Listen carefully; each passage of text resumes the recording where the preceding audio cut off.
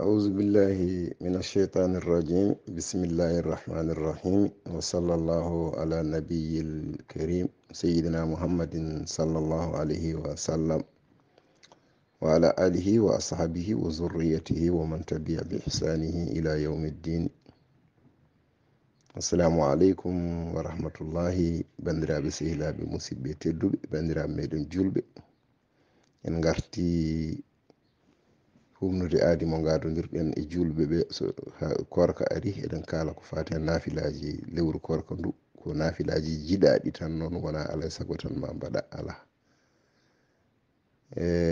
so tawi kadi aɗa jogui nafilaji goɗɗi sa yiiɗi mbaɗa nafilaji goɗɗi ɗi mbasa wadde ɗiɗo nafilaji sa yiiɗi mbaɗa ɗiɗo nafilaji ha gayna mbaɗa nafilaji goɗɗi ɗi sa yiiɗi mbaɗa nafilaji goɗɗi ɗi ha gayna mbaɗa ɗiɗo nafilaji ko moƴƴere ko ɓeydorade moƴƴere tan tuuniɗen noon koye deftere wiyetede awnul ulama ussalihina, ballal anduɓe moƴƴuɓe, tongode 90 ko kalten hande koko toon woni.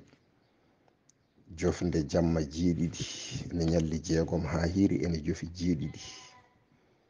yusalli 6 raka'atin yaqra'u fi kulli raka'atin bi ummil qur'ani wa suratu qul ya ayyuhal kafiruna 7 وقل هو الله أحد 7 في كل ركعة ويقرأ هذا الدعاء بعد السلام.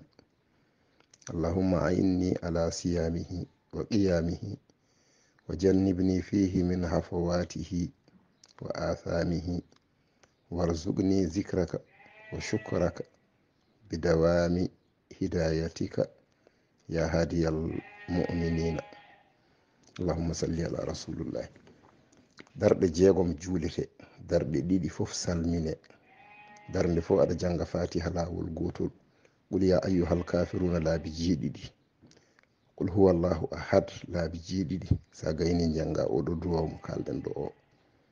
yo Allah jaɓanen golle men moƴƴe ɗe, yo yaafo en ko pergitiɗen ko korɗen ko, yo Allah jaɓanen ko jogorɗen horude ko kadi yo Allah jaɓanen.